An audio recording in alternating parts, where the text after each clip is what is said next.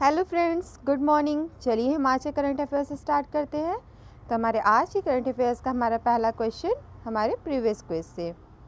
केंद्र सरकार ने 18 दिसंबर 2018 को कितने एनआईडी को राष्ट्रीय महत्व के संस्थान के रूप में घोषित करने के लिए राष्ट्रीय डिज़ाइन संस्थान एनआईडी संशोधन विधेयक 2018 पेश किया?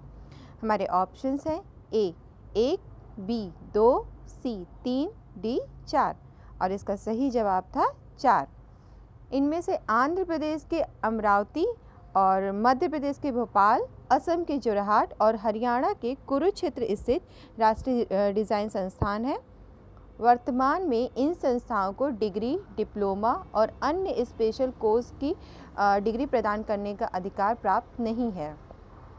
इन संस्थाओं को राष्ट्रीय महत्व का घोषित करने, उन्हें उपाधि, डिप्लोमा तथा अन्य विधा संबंधी उपाधियां प्रदान करने की शक्ति देने का प्रस्ताव है।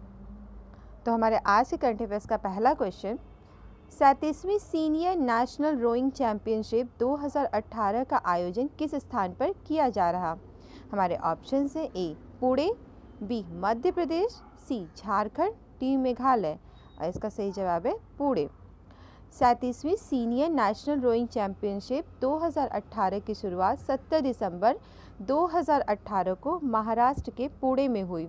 इस प्रतियोगिता में 500 से अधिक रोवर्स तथा कोच हिस्सा ले रहे हैं और यह प्रतियोगिता 22 दिसंबर तक चलेगी। इस प्रतियोगिता के आधार पर विश्व रोइंग चैंपियनशिप 2019 के लिए खिलाड़ियों का चयन किया जाएगा। विश्व रोइंग चैंपियनशिप 2019 टोक्यो ओलंपिक 2020 के लिए पहली क्वालिफाइंग चैंपियनशिप है। हमारा अगला क्वेश्चन, नीति आयोग ने विमेन ट्रांसफॉर्मिंग इंडिया अवार्ड 2018 का आयोजन किस अंतर्राष्ट्रीय संगठन के साथ मिलकर किया? हमारे ऑप्शन से ए विश्व स्वास्थ्य संगठन, बी अंतर्राष्ट्रीय न्यायालय, सी इस्लामी सहयोग संगठन, डी संयुक्त राष्ट्र और इसका सही जवाब है संयुक्त राष्ट्र। NITI Aayog women transforming India awards के तीसरे संस्करण का आयोजन 16 दिसंबर को किया गया और इस समारोह में उपराष्ट्रपति ने 15 महिलाओं को सम्मानित किया। इस कार्यक्रम में नीति आयोग ने महिला उद्यमशीलता प्लेटफॉर्म के अपग्रेडेड पोर्टल को भी लॉन्च किया।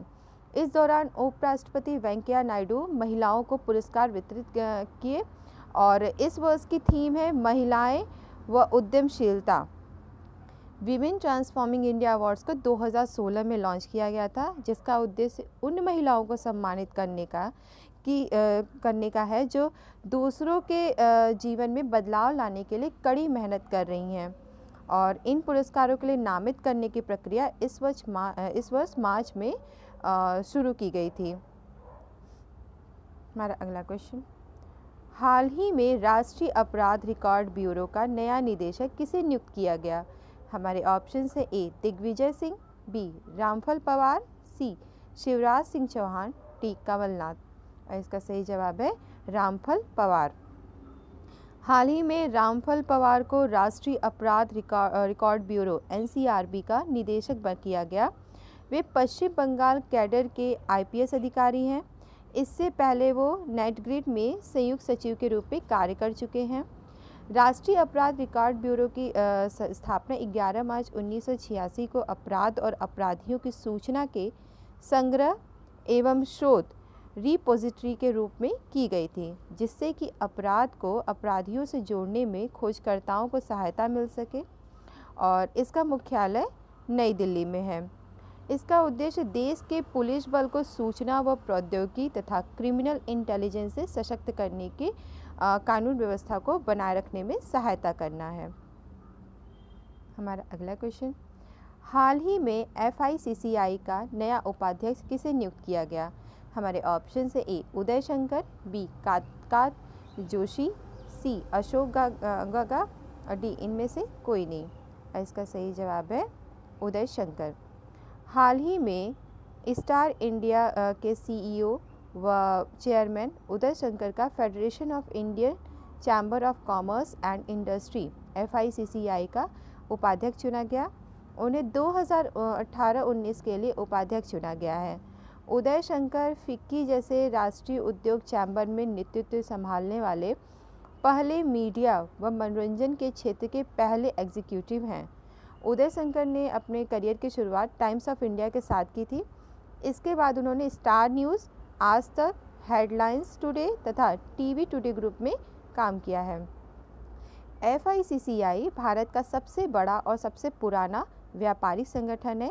यह गैर सरकारी व गैर लाभकारी संगठन है। हमारा अगला क्वेश्चन, केंद्रीय राज्य मंत्री मनोज सिन्हा ने राजकुमार शुक्ला पर स्मारक डाक टिकट जारी किया। राजकुमार शुक्ल क्या थे? हमारे ऑप्शन से ए स्वतंत्रता सेनानी, बी इंजीनियर, सी डॉक्टर, डी राजनेता। और इसका सही जवाब है स्वतंत्रता सेनानी। 1917 में महात्मा गांधी के चंपारण सत्याग्रह में इन्होंने महत्वपूर्ण भूमिका निभाई थी। उस वक्त यूरोपीय नील उत्पादक की दमनकारी व्यवस्था की वजह से किसान बेहद तकलीफ में थे, तो इसमें राजकुमार शुक्ल और महात्मा गांधी ने महत्वपूर्ण योगदान दिया था चंपारण सत्याग्रह में। हमारा अगला क्वेश्चन, प्रधानमंत्री नरेंद्र मोदी ने 19 दिसंबर को पुस्तक टाइमलेस लक्ष्मण का विमोचन किया। इसके लेखक का नाम क्या है? हमारे ऑप्शन से ए RK लक्ष्मण, बी उषा श्रीनिवास लक्ष्मण, सी आरती मित्तल, डी गुलजार। और इसका सही जवाब है उषा श्रीनिवास लक्ष्मण। ये बुक जो है मशहूर कार्टूनिस्ट RK लक्ष्मण पर लिखी गई है, जिन्हें इनकी बहू उषा श्रीनिवास लक्ष्मण ने लिखी है। और इस बुक का विमोचन प्रधानमंत्री नरेंद्र मोदी ने किया। कार्टूनिस्ट RK लक्ष्मण ने आम आदमी के नज़रिए से भारतीय सामाजिक राजनीतिक इतिहास को कार्टून के माध्यम से प्रस्तुत किया। उन्होंने लगभग 7 दशकों तक टाइम्स ऑफ इंडिया व अन्य संस्थानों में काम किया। जनवरी 2015 में पुणे में 93 वर्ष की आयु में उनका निधन हो गया।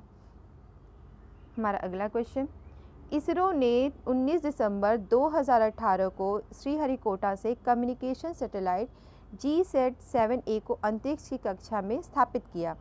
इसे किसके लिए डिज़ाइन किया गया है? हमारे ऑप्शन से ए एयरफोर्स, बी आम नागरिक, सी मौसम, डी इनमें से कोई नहीं। और इसका सही जवाब है एयरफोर्स। GSAT-7A से वायुसेना के एयरबेस जो होंगे वो इंटरलिंक होंगे और इस सैटेलाइट को बनाने में करीब 500 से 800 करोड़ की लागत बताई जा रही है। GSAT-7A के ज़रिए ड्रोन आधारित ऑपरेशन में एयरफोर्स को मदद मिलेगी और इससे उनकी ताकत कई गुना बढ़ जाएगी। इस समय भारत अमेरिका में बने हुए प्रीडेटर B या C गार्डियन ड्रोन्स को हासिल करने की कोशिश कर रहा है और ये जो ड्रोन्स हैं वो सबसे अधिक ऊंचाई पर सैटेलाइट कंट्रोल के ज़रिए काफ़ी दूरी से दुश्मन पर हमला करने की क्षमता रखते हैं। GSAT-7A से पहले 29 सितंबर 2017 को इसरो ने GSAT-7 लॉन्च किया था, जिसे रुक्मणी के नाम से जाना जाता है। और ये जो रुक्मणी जो सैटेलाइट था वो भारतीय नौसेना के लिए तैयार किया गया था। भारत के पास करीब 13 मिलिट्री सैटेलाइट है और इनमें से ज़्यादातर सैटेलाइट रिमोट सेंसिंग सैटेलाइट हैं, जो कि धरती की निचली सतह के बारे में बताते हैं। हमारा अगला क्वेश्चन, लोकसभा ने 19 दिसंबर को किस विधेयक को पारित किया जिसमें कमर्शियल सरोगेसी पर रोक लगाने का प्रावधान है? हमारे ऑप्शन से ए सरोगेसी विनियमन प्रतिबंध विधेयक 2016, बी सरोगेसी विनियमन विधेयक 2016, सी सरोगेसी विनियमन विधेयक 2017, डी सरोगेसी विनियमन विधेयक 2018। और इसका सही जवाब है सरोगेसी विधेयक 2016। इसमें सरोगेसी का जो मतलब है यानी कि किराए की कोख, यह विधेयक संसद में 2016 से पेंडिंग में था और इस विधेयक में सरोगेसी की प्रक्रिया से उत्पन्न बालक का किसी भी स्थिति में परित्याग नहीं किया जाएगा और उसे जैविक रूप से उत्पन्न बालक के समान ही अधिकार दिया जाएगा। सरोगेट मदर आशा रखने वाले दंपति की निकट रिश्तेदार होनी चाहिए और पहले से विवाहित महिला होनी चाहिए और ऐसी महिला को सिर्फ एक बार सरोगेट मदर बनने का प्रावधान है। इसमें कहा गया है कि कोई व्यक्ति संगठन, सरोगेसी क्लिनिक, प्रयोगशाला सरोगेसी के संबंध में विज्ञापन, सरोगेसी के माध्यम से उत्पन्न बालक का परित्याग, सरोगेट माता का शोषण, मानव भ्रूण की बिक्री या सरोगेसी के लिए मानव भ्रूण का निर्यात नहीं करेगा और नियमों का उल्लंघन करने पर उन्हें कारावास और जुर्माना का प्रावधान किया गया है। हमारा अगला क्वेश्चन, गोवा मुक्ति दिवस, गोवा लिबरेशन डे कब मनाया गया? हमारे ऑप्शन है ए 16 दिसंबर, बी 17 दिसंबर, सी 18 दिसंबर, डी 19 दिसंबर। और इसका सही जवाब है 19 दिसंबर। 19 दिसंबर को भारतीय सेना ने गोवा, दमन और दीव को करीब 450 साल के पुर्तगाली साम्राज्य राज से आज़ाद करवाया था। और 18 दिसंबर 1961 को भारतीय सेना ने गोवा में ऑपरेशन विजय की शुरुआत की थी और 19 दिसंबर को पुर्तगाली सेना ने आत्मसमर्पण कर दिया। इस दिन को गोवा मुक्ति दिवस के रूप में मनाया जाता है। हमारा अगला क्वेश्चन, पाकिस्तान की किस महिला मानवाधिकार कार्यकर्ता को मरणोपरांत संयुक्त राष्ट्र मानवाधिकार पुरस्कार 2018 प्रदान किया गया है? हमारे ऑप्शन है ए अस्मा जहांगीर, बी बेनजीर भुट्टो, सी अनीसा हयात, डी जेबा खान। और इसका सही जवाब है अस्मा जहांगीर। पाकिस्तान की दिवंगत मानवाधिकार कार्यकर्ता और पेशे से वकील अस्मा जहांगीर सहित 4 लोगों को वर्ष 2018 का संयुक्त राष्ट्र मानवाधिकार पुरस्कार दिया गया है। पुरस्कार की घोषणा संयुक्त राष्ट्र महासभा की अध्यक्ष मारिया फर्नांडा एस्पिनोसा ग्रेसेस ने ट्विटर के माध्यम से की। इसमें अन्य 3 लोगों को भी पुरस्कृत किया गया है, जिनमें तंजानिया की मानवाधिकार कार्यकर्ता रेबेका जियूमी, ब्राज़ील की वकील जीनिया वापिचाना और आयरलैंड के मानवाधिकार संगठन के फ्रंट लाइन डिफेंडर हैं। तो हमारा आज का करंट अफेयर्स यहीं तक। हमारा आज का क्विज़ है, विश्व आर्थिक मंच के ग्लोबल जेंडर गैप इंडेक्स वैश्विक लिंग अंतराल रिपोर्ट 2018 में भारत किस स्थान पर है? हमारे ऑप्शन है 108वें, बी 10वें, सी 180वें, डी 45वें। आप अपना सही जवाब हमारे कमेंट बॉक्स में ज़रूर लिखिएगा और हमारा वीडियो कैसा लगा ये भी ज़रूर बताइएगा और इसे लाइक, शेयर और सब्सक्राइब भी ज़रूर करिएगा। Thank you. Have a good day.